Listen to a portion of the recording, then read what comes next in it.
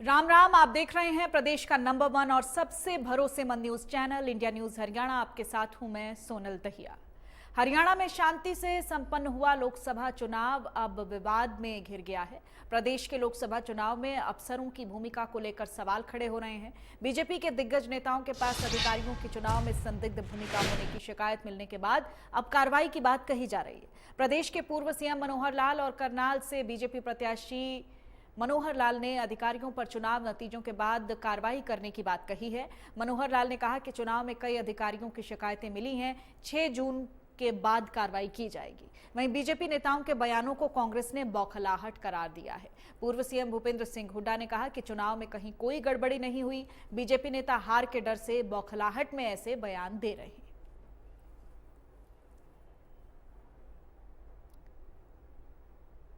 प्रदेश के अधिकारियों पर सवाल उठाए जा रहे हैं पूर्व मुख्यमंत्री मनोहर लाल की तरफ से।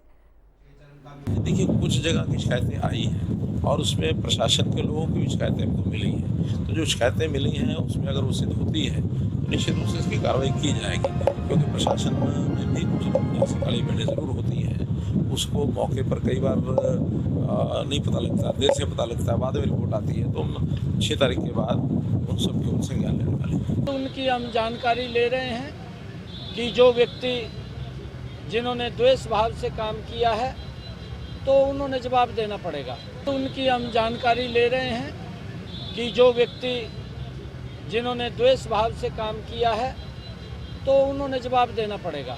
कुछ जगह इस प्रकार की बातें आई हैं और अभी जबानी बातें आई हैं, क्योंकि जबानी कोई चर्चा होना और लिखित में आना, लिखित में कोई बात आएगी तो मुख्यमंत्री जी ने भी कहा है अगर कहीं कोई किसी भी कर्मचारी अधिकारी ने अगर कोई पक्षपात पूर्ण रवैया अपनाया होगा तो निश्चित रूप से उसके खिलाफ जो भी उचित कार्रवाई होती है वो करनी होती है।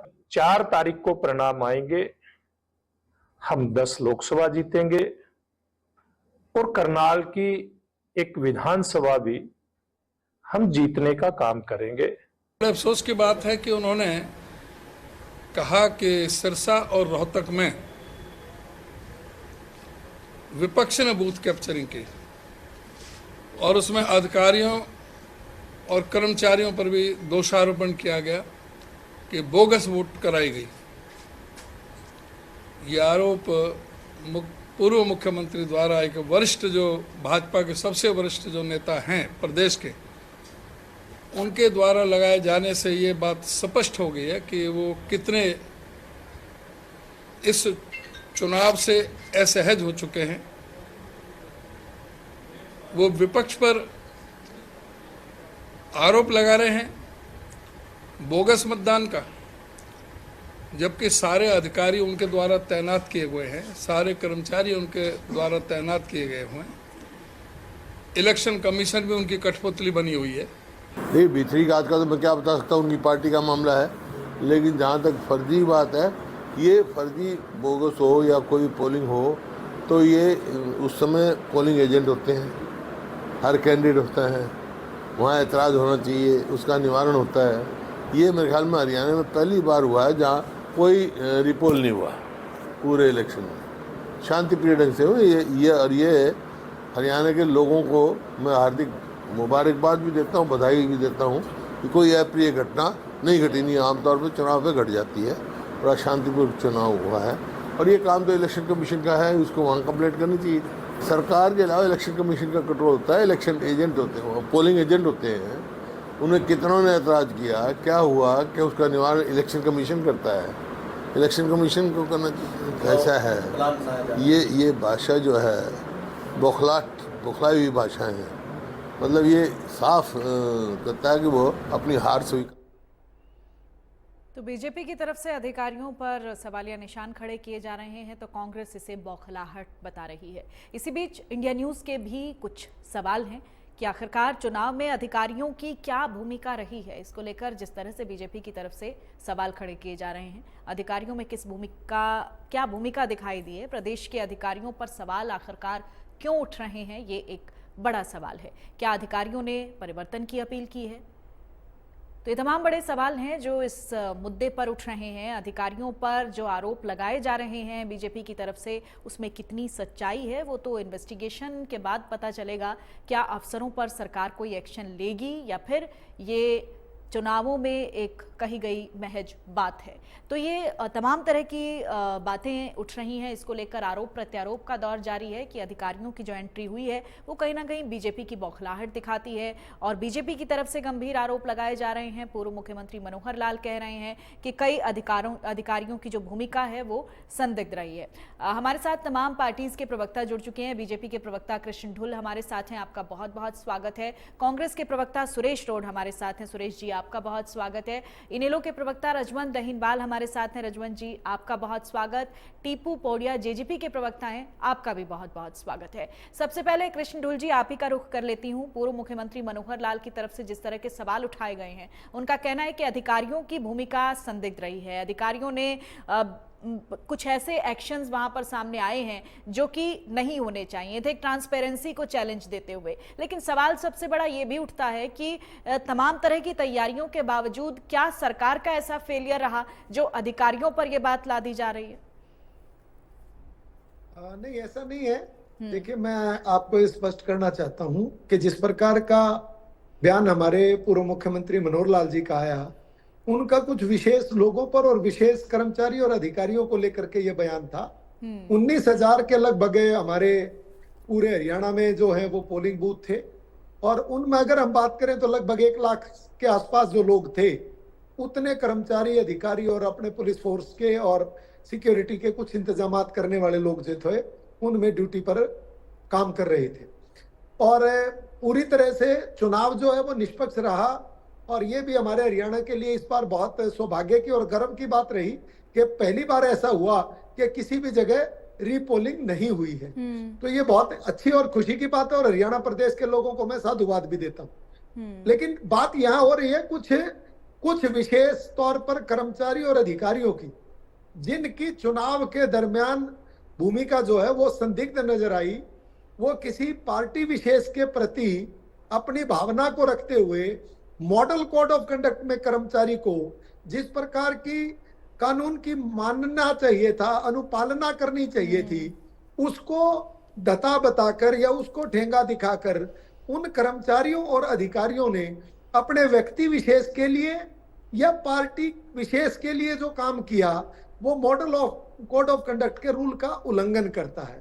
और उस तरह के कुछ वीडियोज और कुछ ऑडियोज और कुछ फुटेज वो मिले हैं, वो पार्टी के पास जमा करवा दिए गए हैं और सरकार को भी दे दिए गए हैं। पार्टी के माध्यम से, कार्यकर्ताओं के माध्यम से, या जो पोलिंग स्टेशन थे उन पर जो सीसीटीवी कैमरा लगे हुए थे उनके माध्यम से जो पुख्ता जानकारी आई, उसी के आधार पर ये कहा जा रहा है। और इसीलिए हमारे माननीय पूर्व मुख्यमंत्री जो रहे मनोहर लाल जी, उन्होंने ये कहा कि उनके विरुद्ध जिस प्रकार की कार्रवाई कानूनन बनती है वो कानूनन कार्रवाई की भी जानी चाहिए, क्योंकि उनका काम तो किसी भी रूप में निष्पक्ष एजेंट के तौर पर सरकार का मतदान करवाना है, जो लोकतंत्र की मर्यादा है। और उस लोकतंत्र की मर्यादा को अगर कोई तोड़ता है तो उसके विरुद्ध कार्रवाई जो है वो बनती है और बननी चाहिए।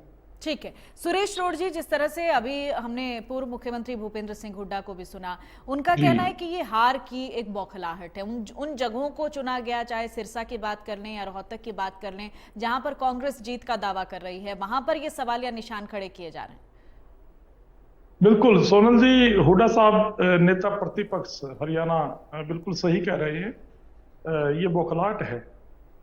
ये कहते हैं कि नाच ना जाने आंगन टेढ़ा। आप इस तरीके से भी इस बात को समझने की कोशिश कर सकते हैं। मैं आपको और ज़्यादा गहराई में समझाना इस तरीके से चाहूँगा कि 25 मई को पोलिंग डे था, चुनाव हुआ। अगर कहीं इनकी बात को ही बड़ी करें, अगर कहीं किसी बूथ पर कोई अनियमितता हुई भी है तो वो 25 मई को हुई होगी, तो उसकी कोई शिकायत भी होनी चाहिए। वहां पर एजेंट थे, पोर्टल की सरकार है, 112 नंबर पे कितनी कॉल गई भारतीय जनता पार्टी के एजेंटों के द्वारा, या इनके सहयोगी दल जो ए और बी टीम, इनेलो और जेजेपी के लोगों के एजेंट वहां बैठे थे, वो भी इन्हीं के थे एक तरह से। दूसरी बात, माननीय मनोहर लाल खट्टर जी, जो आज मुख्यमंत्री तो नहीं है लेकिन सुपर मुख्यमंत्री की यानी सुपर चीफ मिनिस्टर की भूमिका में नजर आए। हम पहले से कहते थे कि चेहरा बदला है। अगर मुख्यमंत्री का बदलाव होता तो वो पंडित रामविलास शर्मा होते या कोई और बनता। ये नायब सिंह सैनी जी को मुख्यमंत्री बनाया। ये चेहरा बदल के लोगों को गुमराह करने की कोशिश है। सारी पावर मनोहर लाल खट्टर के हाथ में है। वो खट्टर साहब ने फिर साबित कर दी, जैसे हुड्डा साहब ने भी कहा, उनके पास क्या अथॉरिटी है। वो सोनल जी, बड़ी बात ये समझिएगा आप कि 25 मई को पोलिंग डे है, लेकिन मनोहर लाल खट्टर जी उससे 3-4 दिन पहले एक बयान देते हैं और हरियाणा के कर्मचारियों और अधिकारियों को, जो बहन और बेटी हैं वो बाहर से नहीं आए, उनको चेतावनी देते हैं कि 4 जून तक का समय आपका है और 4 जून के बाद हम देख लेंगे। कैसी धमकी दे रहे हैं। तो शायद मुख्यमंत्री या तो खट्टर साहब को इस चीज की पीड़ा हुई कि कर्मचारी उनकी धमकी के आगे नतमस्तक नहीं हुए। कर्मचारी यूनियन ने, आपके मीडिया और सोशल मीडिया के द्वारा हम लोग जान पाए कि कर्मचारियों ने पूर्व मुख्यमंत्री खट्टर साहब की इस धमकी का कड़ा विरोध किया। शायद ये पीड़ा उनकी थी जिसको वो अनाप शनाप बयानबाजी या बोगस वोटिंग के जरिए व्यक्त कर रहे हैं। तो ये हरियाणा के कर्मचारियों, अधिकारियों और हरियाणा की जनता का और लोकतंत्र का अपमान कर रहे हैं खट्टर साहब। ऐसी बात कह के चुनाव आयोग भी उनके अधीन है और चुनाव कराने की जिम्मेदारी भी उनकी है। अगर वो नहीं करा पाए तो उनको सत्ता छोड़ देनी चाहिए। ठीक है, रजवन रहीनवाल जी। रजवन जी, मेरी आवाज आ रही है आप तक? जी बिल्कुल आ रही है। देखिए सोनम जी, भारतीय जनता पार्टी को लगता था कि उसकी सरकार बन जाएगी, उन्होंने अच्छे काम किए हैं, उनको लगता था। लेकिन जनता ने उनके, ना तो उनके काम को जो उन्होंने किए हैं, जो उनके तरीके से काम करने, ना तो वो पसंद थे, ना उन्होंने जो भी काम किए हैं, एक होटल की बात करें, जनता को लाइनों में लगाने का काम करे, भ्रष्टाचार करे, वो जनता को पसंद नहीं आए। स्वाभाविक है वो उनके खिलाफ वोट डालने का काम करेंगे। और ये पहला ऐसा चुनाव है जहां पर हम ये कह सकते हैं कि भारतीय जनता पार्टी और जनता के बीच का चुनाव था। जनता ने खुद अपना तय किया था कि हमें भारतीय जनता पार्टी को हराने के लिए किसको वोट डालना है। उन्होंने अभी ये मन नहीं बनाया कि ये कई बार कांग्रेस के साथी कह रहे थे कि कांग्रेस की लहर है, नहीं, ऐसा कोई लहर में किसी की नहीं थी। इस बार किसी को जिताने की बजाय भारतीय जनता पार्टी को सत्ता से बेदखल करने की लहर थी कि बीजेपी को कैसे सत्ता से बेदखल किया जाए। और हमारे पूर्व सीएम साहब को तो उनको एक आदमी की ड्यूटी लगानी पड़ेगी जो उनको सुबह सुबह उठ के बताए कि सीएम साहब अब आप नहीं रहे, आप पूर्व सीएम हो चुके हैं। क्योंकि जिस प्रकार से वो कर्मचारियों को धमकाने का प्रयास कर रहे हैं, कोई पर उनसे पूछे तो सही कि भाई आज आप किस हैसियत से, जो हुड्डा साहब भी कहते हैं, मैं उनकी बात का भी समर्थन करता हूँ, किस हैसियत से आप कर्मचारियों को धमका रहे हैं। आप एक उम्मीदवार हैं, 4 जून के बाद आप सांसद बन जाएंगे, आप कर्मचारियों को क्यों धमकाए। और मॉडल कोड ऑफ कंडक्ट का जो पूर्व मुख्यमंत्री रह चुके हैं, उनको ये पता भी होना चाहिए कि मॉडल कोड ऑफ कंडक्ट किस प्रकार से उसका पालन किया जाना चाहिए। जब एक इस प्रकार के व्यक्ति ही अगर कर्मचारियों को बीच चुनाव में धमका रहे हैं, अभी चुनाव चल रहे, रिजल्ट तो आया नहीं है अभी, तो जो कोड ऑफ कंडक्ट लगी हुई है उसके दौरान अगर वो कर्मचारियों को धमका रहे हैं, इसका मतलब कहीं ना कहीं उनकी जो मंशा है वो उन कर्मचारियों को ठीक करने की जो बता रहे हैं कि मैं उनको ठीक कर दूंगा, 4 जून का समय हमारा है। क्या पता 4 जून के बाद आपके पास समय ही ना रहे। ये भी तो हो सकता है ना कि जनता ने आपको बदल दिया। अब ये चीज अभी अकेले कर्मचारियों की बात नहीं है, ये व्यापारियों ने भी बीजेपी के खिलाफ वोट की है, या किसानों ने भी बीजेपी के खिलाफ वोट की है, मजदूरों ने भी। अब ये अकेले एक कर्मचारी की बात करते हैं, कर्मचारियों में भी अलग अलग ग्रुप है। अगर हम अध्यापकों की बात करेंगे तो यही ग्रुप है, यही सरकार है जिन्होंने अध्यापकों को भी लाठियों से पीटने का काम किया था। वहां पे जब क्लर्क हमारे जो भाई बैठे थे वो भी कर्मचारी हैं, पटवारी हमारे भाई बैठे थे वो भी कर्मचारी हैं। इनके साथ सरकार ने क्या व्यवहार किया था। और अगर अब जैसे मैं आपके साथ कर रहा हूँ, अगर आप मेरे साथ बुरा व्यवहार कर रहे हैं तो आपको दिक्कत आ गई। आप ये सोचिए कि जब आप सत्ता में थे, जब आप मुख्यमंत्री थे, तो आपने इन लोगों के साथ किस प्रकार का व्यवहार किया था। अगर आपने अच्छा व्यवहार नहीं किया तो निश्चित तौर पर जो दीवार के लग के आ रही है वो वापस आपके लगेगी। ये चीज छोड़ दो, वहां पे बाउंस होते तो आपके पास क्या आएंगे। तो ये चीजें अभी एक वर्ग का पता लग रहा है, 2 वर्ग का पता लग जाएगी, तो धीरे धीरे सबका पता लग रहा है। अभी मैं एक इनकी स्टेटमेंट देख रहा था सीएम साहब की। अभी इन्होंने एक अपने जिलाध्यक्षों को, 5 जिलाध्यक्षों के ऊपर भी आरोप लगाया है कि हम उन 5 जिलाध्यक्षों के ऊपर भी गाज गिर जाएगी। बोले क्यों गाज गिरेगी? बोले एक तो चुनाव में उन्होंने जो भूमिका है वो सही नहीं निभाई, नहीं, चाहे अधिकारी हो चाहे अपने ही विधायक हो, अपने ही सांसद हो, उन पर भी आरोप लगा रहे हैं बीजेपी के प्रत्याशी। उनका ये भी कहना है कि उनके पास वीडियोस हैं, उनके पास फैक्ट्स हैं। अब इनके पास पहले ही भ्रष्टाचार में, मैं बार बार लगातार कहता रहता हूँ, भारतीय जनता पार्टी आकर भ्रष्टाचार में डूबी है। अब इनके जिलाध्यक्ष भी भ्रष्टाचारी बन गए हैं, वो उनके ऊपर भी ये लगता है कि फंड का उन्होंने दुरुपयोग किया है, भ्रष्टाचार किया है। अब ये और बताओ और कैसे होगा जब इनके लोग खुद को नहीं बख्श रहे, तो ये जनता को कहाँ बख्शेंगे? इनकी जो सोच वो अब जनता को सत्ता से बेदखल करने के लिए पूरी तरह से मन बना चुकी थी। अब उन्होंने मत पेटी में बंद है। ठीक है। टीपू पोड़िया जी, आप तो गठबंधन में रहे, गठबंधन में सरकार चली, आप तो सहयोगी थे बीजेपी के, लेकिन अब जो आरोप लगाए जा रहे हैं अधिकारियों पर, उस पर आपका क्या टेक है? देखिए सोनल जी, जिस प्रकार हम 4.5 साल सरकार में रहे, दुष्यंत चौटाला जी मुख्यमंत्री रहे, और सरकार में रहते हुए भी हमने 2 उपचुनाव फेस किए और निकाय का चुनाव फेस किया, और इस प्रकार की अधिकारियों की तरफ से ऐसा कोई रवैया या ऐसी कोई चीज निकल करके सामने नहीं आई। और जैसे ही अभी जो पूर्व मुख्यमंत्री मनोहर लाल खट्टर जी भी सरकार से बाहर रहे, मुख्यमंत्री वो नहीं रहे, और नए जो सीएम है नायब सिंह सैनी बने, उनके नेतृत्व में ये हरियाणा का लोकसभा का चुनाव संपन्न हुआ, और उसके बाद ये इस तरीके की सामने बातें आ रही हैं। तो इससे एक बात तो तय है, अगर अधिकारियों में कहीं किसी प्रकार का ड्यूटी के दौरान या कोई दोष पाया गया है, तो ये मैं कहता हूँ ये नए मुख्यमंत्री का एक फेलियर मैं मानता हूँ इसको। दूसरी चीज, अगर इस तरीके की बातें अधिकारी के बारे में एकदम कह देना, क्योंकि हर पार्टी का पोलिंग एजेंट वहां पर होता है, भारतीय जनता पार्टी के भी पोलिंग एजेंट वहां रहे हैं, अगर किसी प्रकार की अनियमितता वहां उन्होंने देखी गई है, तो उसकी इलेक्शन कमीशन को शिकायत तुरंत कर देनी चाहिए, और शिकायत के आधार पर बाय नेम वो चीज सामने आनी चाहिए भी किस लोकसभा क्षेत्र में किस अधिकारी ने इस तरीके की चीज करी है। और ऐसे ही एक पब्लिक उसमें आकर के, एक मीडिया के सामने आकर के और हरियाणा प्रदेश के अधिकारियों के बारे में इस तरीके कह देना कि कोई भी अधिकारी है, वो भी तो एक वोटर है, उसका भी एक मत है, वो अपना मत कहाँ दे उसकी मर्जी है। आप जबरदस्ती अपने फेवर में माहौल नहीं बना सकते। तो इस तरीके के, मैं नहीं समझता कि अधिकारियों के बारे में इस तरीके का बयान ऐसे टाइम पे जब रिजल्ट आने से पहले आप दे रहे हो, ये चीज बिल्कुल गलत है, मैं इसकी निंदा करता हूँ। दूसरी चीज, ये सिर्फ ये जो करनाल से मुख्यमंत्री, जो पूर्व मुख्यमंत्री मनोहर लाल खट्टर जी उम्मीदवार रहे, इसी तरीके से इनके एक उम्मीदवार सोनीपत से, जो मोहनलाल बडोली जी सोनीपत से उम्मीदवार रहे, उनकी तरफ से भी आरोप लगाए जा रहे हैं। अपनी भारतीय जनता पार्टी के विधायकों पर आरोप लगाते हैं, सांसद पर आरोप लगाते हैं, अपनी पार्टी के जिलाध्यक्षों पर आरोप लगाते हैं। तो वहां तो कोई अधिकारी नहीं था, वहां तो इन्हीं की पार्टी के लोग थे, इन्हीं की पार्टी के लोग। वो बार बार मीडिया में आकर के कह रहे हैं कि हम 6 तारीख के बाद अपनी पार्टी के अंदर जो छुपे हुए गद्दार हैं, हम उनका इलाज करवाएंगे, उनके ऊपर कार्रवाई करेंगे। तो इस तरीके का जो माहौल जो सामने आ रहा है, इससे एक बात साफ है, भारतीय जनता पार्टी के खिलाफ कृष्ण डोल जी, ये बहुत जबरदस्त तरीके से मतदान हुआ है। आपकी जो विपक्षी पार्टियां हैं वो कह रही हैं कि आप अपने पक्ष में माहौल बनाने के लिए इस तरह के बयान दे रहे हैं, और पूर्व मुख्यमंत्री मनोहर लाल की तरफ से ये बयान आना, उस पर एक अलग बहस छिड़ गई है कि उनके पास कैसी अथॉरिटी है कि वो अधिकारियों से इस तरह से, इस लहजे से बात करें और उन पर कार्रवाई की बात करें। देखिए, सबसे पहले तो मेरे विपक्ष के साथियों ने कहा कि माहौल बनाने का प्रयास किया जा रहा है, तो ये सारी चीजें तो चुनाव खत्म हो लिया, वोटिंग पोलिंग होली उसके बाद है, तो अब तो भाग्य चुनाव कभी खत्म थोड़ी ना होते हैं कृष्ण डोल जी, उसके बाद विधानसभा भी आ रहे हैं, तो वो आज की बात कर रहा हूँ ना, वर्तमान परिस्थिति की बात कर रहा हूँ। और जब चुनाव, और एक और चीज जो मेरे भाई अभी सुरेश जी ने कही थी, सुरेश जी ने कहा कि 4 दिन पहले चुनाव से मनोहर लाल जी ने कर्मचारियों और अधिकारियों को धमकाया, तो अब तो तुरंत बाद उनके बयान पर ही इनके नेता और पूर्व मुख्यमंत्री भूपेंद्र सिंह हुड्डा ने प्रेस कॉन्फ्रेंस कर दी।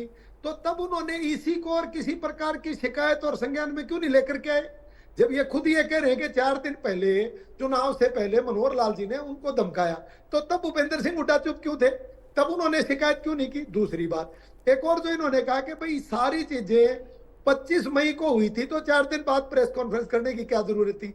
भाई 25 मई को जब चुनाव पोलिंग बंद हुई, उसके बाद एजेंट सारी चीजें करते कराते बहुत देर बाद 8-9 बज जाते हैं, सारी पोलिंग पार्टियां निकलती हैं, और उसके बाद कई जगह की फुटेज, सीसीटीवी रिकॉर्डिंग, उसके बाद कहीं कोई ये घटना, मैंने सब जगह की तो बात ही नहीं कही, और ना ही मनोहर लाल जी ने सब जगह की बात कही। 19,000 के आसपास बूथ है, अगर उन्होंने कहा है तो कुछ अधिकारियों और कर्मचारियों की बात करिए, यानी कि 19,000 में से अगर 10 ने करे, 20 ने करे, 50 ने करे। लेकिन कृष्ण तो जी, खुद आप की ये बात नहीं होगी। मानते कि इस तरह का विवाद खड़ा करके कोई फेलियर की स्थिति आप पर भी बनती है? एक ये फेलियर नहीं, सरकार सुनिए। का भी रहा है कि क्या वो सही तरीके से सुनिए, चुनाव रजत को चुप रहिए। नहीं करवा पाई भाई, ऑर्गेनाइज। अरे रजत भाई, आपके पास तो ठीक कुछ है नहीं। है, ठीक है, रजवंत भाई, आप भूल गए हो, ठीक है। आपके टाइम में तो आप लोगों ने बूथ के बूथ लूटा करते, आपकी बोगिस मैं पोलिंग तो की आपकी मिसालें बात कर रहा हैं। हूं। आप आपके टाइम पे गोलियां चली हैं, बाई इलेक्शन में हम कब भूल गए क्या लोग? आपने तो आदमी तक मारे हैं चुनाव में। आज की बात कर लेते हैं ना, आज की बात कर लेते हैं। ठीक है, ठीक है। कोई परेशानी आ रही है तो आप उनके खिलाफ शिकायत दर्ज कराओ ना। आप कार्रवाई देखिए, करने को अगर रजवंत जी ऐसे बोलेंगे ना डिबेट में, तो मैं चुप हो जाता हूँ। ठीक है, ठीक है, ठीक है। रजवंत जी सुन लीजिए, मैं आऊंगी आपके पास, लौटूंगी, आपकी भी ओपिनियन लूंगी। देखिए, मेरा ये कहना है कि जो मैंने कहा, और रजवंत जी तो बात ही ना करें यार, आपके मुंह से तो ये चीजें अच्छी नहीं लगती। आपने तो कानून को नहीं, अब आप अपनी बात करिए ना, अपनी बात करिए। नहीं, मैं बता दूं ना भाई, आईना तो दिखाना चाहिए ना, जो बड़ी बात करता है उसको। महम का कांड भूल गए क्या चुनाव में? ये चीजें कम से कम ये तो ना करें, जिन्होंने बूथ कैप्चरिंग करके अंधेरी मचा रखी थी। और कांग्रेस भी इस बार क्यों डरी हुई है? कांग्रेस भी इस बार इसीलिए डरी हुई है कि हमने रोहतक लोकसभा क्षेत्र नहीं, में, अब अगर बोगस वोटिंग हुई तो उसमें क्या सरकार का फेलियर नहीं है क्या कृष्ण ढोल जी? मैं निश्चित तौर पर, मैंने कब कहा? हाँ। इसीलिए तो उनकी पहचान कर रहे हैं, और इसीलिए उनको सजा मिलेगी ताकि और लोगों को सबक मिले। और जो पार्टी विशेष और व्यक्ति विशेष के लिए लोग, कर्मचारी जो हैं, वो अपनी नैतिकता को और मॉडल कोड ऑफ कंडक्ट और सरकार के नियम को भूल जाते हैं, जो सर्विस रूल है, उनको अगर कोई भूल करके आगे बढ़ करके मदद करता है, चाहे व्यक्ति की और पार्टी की, तो उनको सबक मिलना चाहिए। जो भी व्यक्ति गलती करेगा, हमने कहा 1 लाख से ज्यादा कर्मचारी और अधिकारी थे, सबका साधुवाद है कि उन्होंने ऐसा चुनाव निपटाया कि पहली बार हरियाणा में रिपोल नहीं हुआ किसी भी बूथ पर। लेकिन अगर किसी जगह बूथों पर 10, 20, 5 अधिकारियों ने कोई गलतियां की है, कर्मचारी ने कोई बायसनेस होकर के model code of service rule को तोड़ा है, तो उसको सजा नहीं, मिलेगी। ये भी इत्तेफाक है ना, किसी के ये साथ। भी इत्तेफाक है ना कृष्ण ढोल जी। जिन सीटों पर आप कहते हैं कि मुकाबला बहुत टफ है, रोहतक, सिरसा, और वहीं पर आप ये बात करते हैं कि वहां पर इस तरह के हालात बने हैं, तो विपक्ष को तो आप सवाल उठाने का मौका खुद ही दे रहे हैं। नहीं, हमने तो सिरसा और रोहतक का पर्टिकुलरली इसलिए जिक्र करा क्योंकि वहां से शिकायतें आई हैं, वहां से रिकॉर्डिंग आई है, वहां से सबूत आए हैं, और जगह तो मुकाबला कहीं है ही नहीं हरियाणा में कांग्रेस का। सिर्फ 2 ही सीटों पर मुकाबला है, बाकी 8 सीट, हम सीटें तो 10 की 10 जीतेंगे, लेकिन मार्जिन, नैरो मार्जिन कितना रहेगा? क्योंकि पिछली बार भी दीपेंद्र सिंह हुड्डा 7500 वोटों जा रहे थे, और उस वक्त भी उन्होंने वहां जबरदस्त बोगस बॉल कराई थी। इस बार हमने छारा, मांडोटी और बहादुरगढ़ और झज्जर के जो इलाके के, या हमारा जो कलानौर का इलाका, कलोई का इलाका, महम का इलाका था, जहां बोगस वोट हुई, इस बार हमने सीआरपीएफ की टीम में लगा करके बोगस वोट रोक ली। ठीक है, सुरेश रोड जी, ठीक है, कि इतने सब होने के बावजूद भी 10 सीटें आ रहे हैं, इसलिए इनके पास सोनल जी, मैं बहाने हैं। तो कृष्ण ढोल जी को ये कहना चाहता हूँ, इन्होंने 25 तारीख को जिक्र किया कि उस दिन कंप्लेंट आनी चाहिए थी। देखिए, कंप्लेंट 25 को, मेरा कहने का ये आपने कहा कंप्लेंट आनी चाहिए थी भाई साहब, आपने ठीक है, कहा। ठीक है, नहीं, मैंने कहा, तो मैं सुन उसी लेते बात पे आ रहा हूँ कि 25 और को उसमें भी एक बार टिप्पणी और देना सुरेश जी, कि जो आपने ये कहा ना कि 4 दिन पहले मुख्यमंत्री मनोहर लाल जी ने कर्मचारियों को धमका दिया, मैं चुप क्यों थे? पहले उसी पे आ जाता हूँ। जी, आपने कहा कि आचार संहिता का उल्लंघन कोई कर्मचारी अधिकारी करते हैं, खट्टर साहब ने भी ये कहा, आपने भी शुरुआत में ये कहा। मैं कांग्रेस पार्टी की तरफ से ये कहता हूं कि आचार संहिता का उल्लंघन माननीय मनोहर लाल खट्टर जी ने किया है, अधिकारी और कर्मचारियों को पोलिंग डे से पहले धमकी देकर। और या तो आप ये डिनाई करो कि धमकी नहीं दी, हम झूठा आरोप लगा रहे हैं। आपने कहा भूपेंद्र सिंह जी हुड्डा ने क्यों नहीं उस पर प्रेस कॉन्फ्रेंस की? भूपेंद्र सिंह जी हुड्डा जी ने 25 तारीख को हरियाणा में 10 लोकसभा और 1 विधानसभा सीट जितानी है, उसमें लगे हुए थे। उनको पता है हुड्डा साहब को कि खट्टर साहब का हरियाणा की जनता में जो प्रभाव है वो समझ चुके थे, हुड्डा साहब की खत्म हो चुका है। वो कांग्रेस की भी वो हरियाणा की जनता अपने आप संभाल लेगी, इसी करने की कोई जरूरत नहीं थी। एक बात और, खट्टर साहब की मैं आपकी जानकारी के लिए बताता हूँ साहब, खट्टर साहब की चुनाव आयोग में शिकायत भी हो चुकी है इस विषय में। जो आचार संहिता का उल्लंघन हुआ ये हो चुकी है। हुड्डा साहब ने अपने हाथ से नहीं की तो किसी और साथी ने करती। पूरे हरियाणा के लोग पूरे ठीक है। हरियाणा के लोग प्रजातंत्र में ठीक है, बराबर ठीक है। का बहुत पावर बहुत रखते छोटा हैं। सा कमेंट रजवन रहीनवाल जी, समय बहुत कम है।